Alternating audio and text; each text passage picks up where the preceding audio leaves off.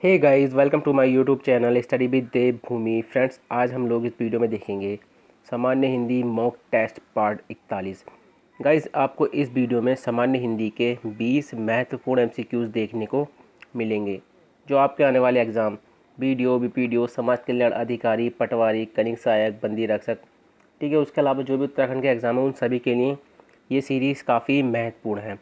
ये सीरीज़ हमने खासकर बीडीओ, बीपीडीओ, समाज कल्याण अधिकारी, पटवारी, कनिक सहायक और बंदी रक्षक के लिए शुरू की है, जिसकी हिंदी की वीडियो आपको सुबह 7 बजे मिल जाती है, 1 बजे आपको जीके की वीडियो और शाम को 8 बजे आपको उत्तराखंड जीके की वीडियो मिल जाती है। गाइस, अगर आप इस सीरीज़ से जुड़ना चाहते हैं तो आप हमारे चैनल स्टडी विद देवभूमि को सब्सक्राइब कर सकते हैं। जब चैनल को सब्सक्राइब करें तो बराबर बने घंटे के निशान को ज़रूर क्लिक कर लें ताकि आप किसी भी वीडियो के नोटिफिकेशन को मिस ना कर पाएँ। तो चलिए, ज़्यादा टाइम ना ख़राब करते हुए वीडियो को शुरू करते हैं। तो गाइज़, ये है सामान्य हिंदी मॉक टेस्ट पार्ट 41। तो इसमें हर वीडियो में आपको एक क्वेश्चन वीडियो के पहले ही मिल जाएगा जिसका आंसर आपने कमेंट के माध्यम से हमें बताना है। तो देखिए, अपभ्रंश में साहित्य का आरंभ कब हुआ था? 5वीं सदी, 6वीं सदी, 7वीं सदी या 8वीं सदी में? ये काफ़ी महत्वपूर्ण क्वेश्चन है गाइज। इसका आंसर आपने हमें कमेंट के माध्यम से बना, और जब भी आप इसको कमेंट करें इस तरह से करें, ठीक है, इस तरह हैज़ लगा के 1 और फिर इसका आंसर दें। फिर हम जो भी इसका आंसर होगा कल पूरा डिस्क्राइब करेंगे इसको। अगला है पहला क्वेश्चन, सुख सागर रचना के लेखक हैं। Very very most important question है गाइज ये।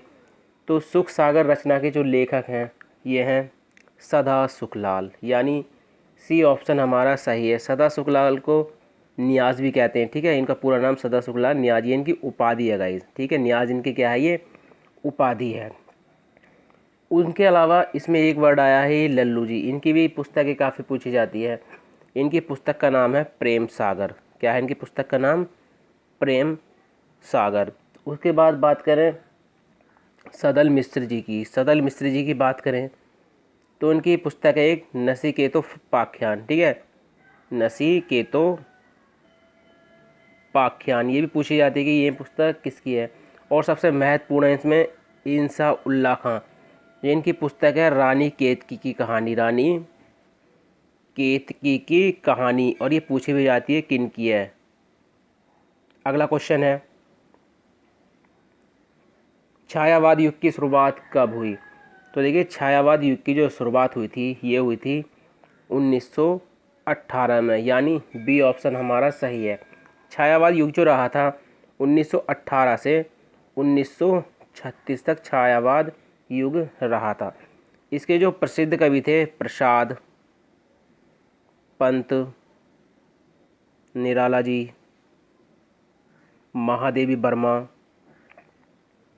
और 5वें थे राजकुमार वर्मा। तो ये महत्वपूर्ण व्यक्ति हैं छायावाद युग के। अगला क्वेश्चन है हिंदी का प्रश्न स्वराज का प्रश्न है, प्रसिद्ध कथन किसने कहा? तो इस तरह से कथन भी काफ़ी पूछता है यूके ट्रिपल सी। तो हिंदी का प्रश्न स्वराज का प्रश्न है, ये प्रसिद्ध कथन है महात्मा गांधी का, यानी टी ऑप्शन हमारा सही है। महात्मा गांधी जी ने एक कथन और कहा था, राष्ट्रभाषा के बिना राष्ट्र गूंगा है, ये भी महात्मा गांधी जी ने कहा था। अगला क्वेश्चन है संसद में प्रयोग की जाने वाली भाषा किस अनुच्छेद में आती है?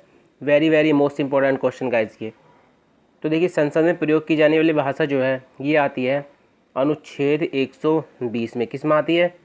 अनुच्छेद 120 में। और राज्य विधानमंडल में जो यूज़ की जाती है वो किस अनुच्छेद में आती है? अनुच्छेद 210 में। उस 120 का अपने आगे पीछे करके ट्रिक से आपको याद कर लेना। तो गाइस देखिए, अनुच्छेद 120 की बात करें तो संसद का कार्य हिंदी में या अंग्रेजी में किया जाएगा, लेकिन स्थिति अगर ऐसी होती है कि लोकसभा अध्यक्ष या राज्यसभा का सभापति किसी सदस्य को उसकी मातृभाषा में सदन को संबोधित करने की अनुमति दे सकता है, तो वो इसी अनुच्छेद के तहत दे सकता है। अगला क्वेश्चन है छत्तीसगढ़ी का संबंध है। तो देखिए, छत्तीसगढ़ी का जो संबंध है ये है पूर्वी हिंदी से। किससे संबंध है?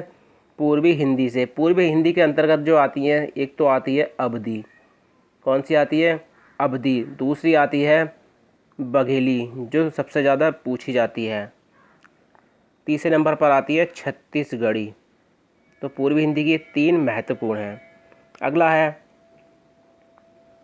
दूसरा विश्व हिंदी सम्मेलन कब हुआ? तो देखिए दूसरा विश्व हिंदी सम्मेलन जो हुआ था ये हुआ था 1976 में। अगर फुल डेट की बात करें तो 28 से 30 अगस्त 1976 में हुआ था गाइज। ये कहाँ पर हुआ था? तो पोर्ट लुई मॉरिशस में। कहाँ पर हुआ था? पोर्ट लुई मॉरिशस में गाइज ये हुआ था। वैसे विश्व हिंदी दिवस जो मनाया जाता है, विश्व हिंदी दिवस जो मनाया जाता है ये 10 जनवरी को मनाया जाता है। कब मनाया जाता है? 10 जनवरी को मनाया जाता है। और हिंदी दिवस की बात करें, ये तो विश्व हिंदी दिवस हो गया, और वो पूछ लेता कि हिंदी दिवस कब मनाया जाता है, तो आपको 14 सितंबर क्लिक करना है। अगला क्वेश्चन है निम्नलिखित में से अंतस्थ व्यंजन है। तो गाइस अंत्यस्थ व्यंजन इनमें से कौन सा है? तो अंतस्थ व्यंजन है व, ठीक है, ये वाला बा, सिंपल वाला, ठीक है। तो अंतस्थ व्यंजन कौन कौन से होते हैं वो देख लेते हैं एक बार, क्योंकि वो भी आपको याद होने चाहिए।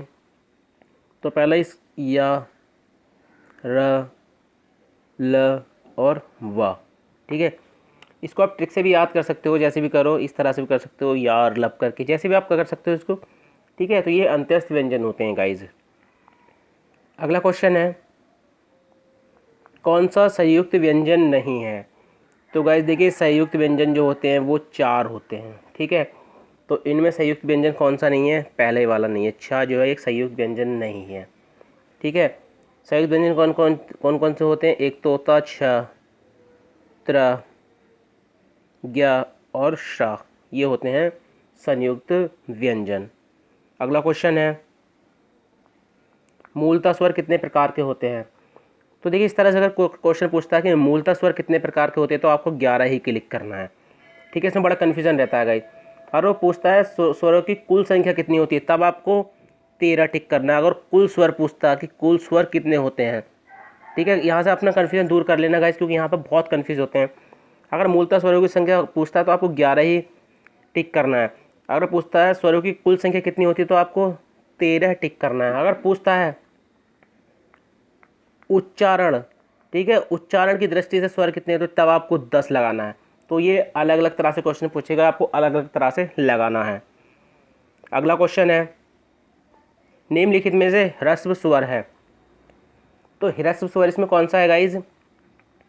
ई, यानी सी ऑप्शन हमारा सही है। देखिए बात करें स्वरों की तो मात्रा, ठीक है, मात्रा या उच्चारण काल के आधार पर स्वर जो हैं 3 प्रकार के होते हैं, ठीक है। कितने प्रकार के होते हैं? 3। एक तो होता है देखिए ह्रस्व स्वर, ठीक है, दूसरा होता है दीर्घ स्वर, और तीसरा होता है प्लुत स्वर। तो ह्रस्व स्वर होते हैं छोटा आ, छोटी ई और छोटा ऊ, ठीक है गाइस, छोटा ऊ, ये जो होते हैं ह्रस्व स्वर होते हैं। दीर्घ स्वर बड़ा आ, बड़ी ई, बड़ा ऊ, ए, बड़ा ए, ओ से ओखली वाला, ठीक है, और डबल वाला, मात्रा वाला। प्लुत स्वर आपको पता है जिनका यूज़ हम गानों में या किसी पाठ को करते समय करते हैं, ठीक है, जैसे राम को लंबा खींच दो, राम, इस तरह से। तो ये यहाँ से आपका कन्फ्यूजन दूर हो गया होगा गाइज। अगला है तालव्य व्यंजन है। तो इसमें तालव्य व्यंजन कौन सा है? ऑप्शन सी वाला, तालव्य व्यंजन। तालव्य व्यंजन कौन कौन से होते हैं गाइज? एक तो होता है चा, ठीक है, उसके बाद होता है छा, उसके बाद होता है ज, उसके बाद होता है झ, और फिर ये ना, ये वाला, ठीक है। तो 1 2 3 4 5, इसमें पहला, ठीक है, पहला, तीसरा और 5वां, ये जो होते हैं ये होते हैं अल्प प्राण। क्या होते हैं ये? अल्प प्राण होते हैं गाइज। और दूसरा और चौथा ये जो होते हैं ये होते हैं महाप्राण, और पूछे भी जाते हैं गाइज, ठीक है। और पहले दूसरे जो होते हैं किसी भी वर्ग के, वो होते हैं अघोष। क्या होते हैं? अघोष। और दूसरे, तीसरे और तीसरे, चौथे, पांचवे जो होते हैं, तीसरे, चौथे, पांचवे, ये होते हैं सघोष व्यंजन। अगला क्वेश्चन है, निम्न में से सगोज व्यंजन है, तो इनमें से सगोज व्यंजन गाइस कौन सा है? ऑप्शन डी, धा। धा एक दंतीय व्यंजन है, धा एक दंतीय व्यंजन है। दंतीय व्यंजन कौन कौन से होते हैं? देखिए, त, थ, द, ध, न, तो ये जो होते हैं दंतीय व्यंजन होते हैं। ता और था यानी पहले और दूसरे जो होते हैं अघोष होते हैं, तीसरे चौथे और पांचवें सघोष होते हैं। पहला, तीसरा और पांचवा अल्प प्राण, दूसरा चौथा महाप्राण। अगला क्वेश्चन है, निम्न में से उत्क्षिप्त व्यंजन है, तो गाइज निम्न में से उत्क्षिप्त व्यंजन है, तो उत्क्षिप्त व्यंजन है इसमें ऑप्शन डी वाला। ठीक है, तो उत्क्षिप्त व्यंजन कौन सा है इसमें? ऑप्शन डी वाला। देखिए, उत्क्षिप्त व्यंजन जो होते हैं ये होते हैं दो। ठीक है, एक ये वाला डा जिसके नीचे होता है ये, और एक ये। ठीक है, ये होते हैं उत्क्षिप्त व्यंजन। इनको नवीन मतलब नवीन व्यंजन भी कहते हैं, विकसित व्यंजन जो होते हैं, और ये संस्कृत में नहीं होते थे पहले। ठीक है, ये विकसित व्यंजन है और ये संस्कृत में नहीं होते थे।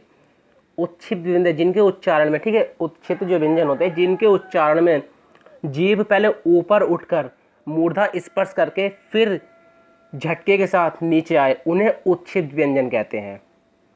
अगला क्वेश्चन है, निम्न में से शुद्ध वर्तनी है, तो इन चारों में से शुद्ध वर्तनी वाला कौन सा है? तो एक एक करके देख लेते हैं। देखिए, हस्तक्षेप जो होता है वो हस्तक्षेप होता है। ठीक है, हस्तक्षेप होता है।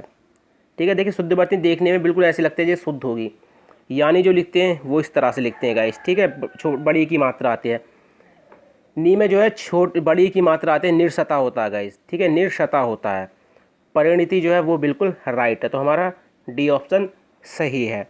अगला क्वेश्चन है, परोपकारी में कौन सी संधि है? Very very most important question है गाइस ये, परोपकारी।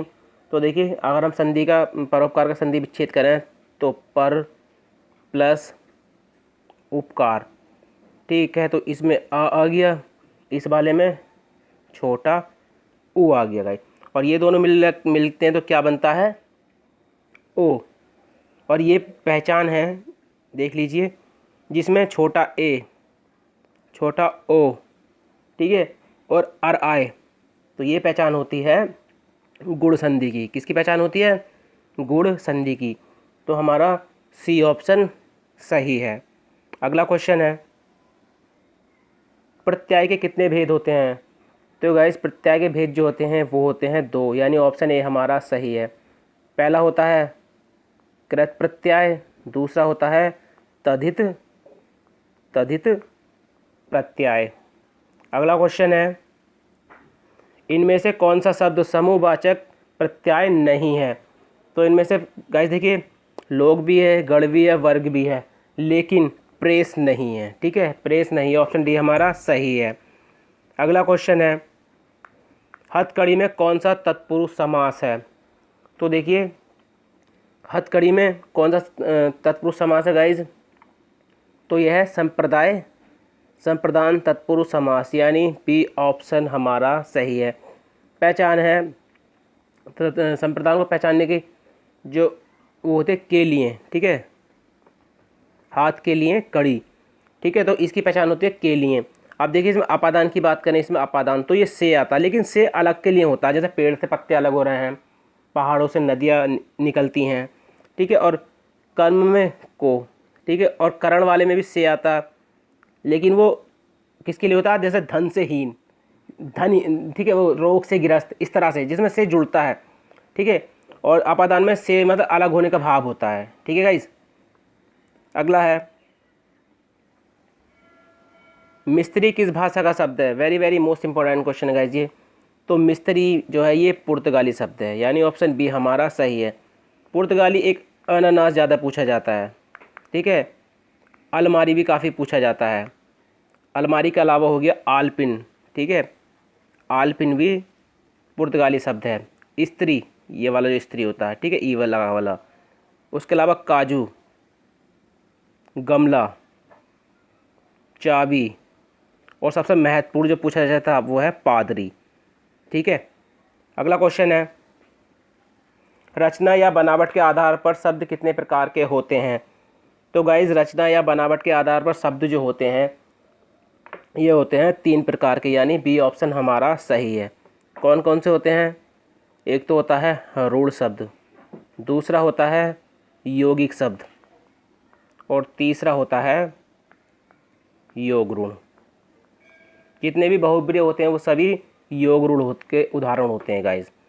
तो ये थे आज के 20 महत्वपूर्ण सामान्य हिंदी के क्वेश्चन जो आपके आने वाले एग्जाम में आपकी काफ़ी मदद कर सकते हैं गाइज। अगर आपको वीडियो 1% भी अच्छी लगी हो तो वीडियो को लाइक करें, कमेंट करें और वीडियो को ज़्यादा से ज़्यादा शेयर करें। चलिए मिलते हैं अपनी नेक्स्ट वीडियो में। Thank you for watching.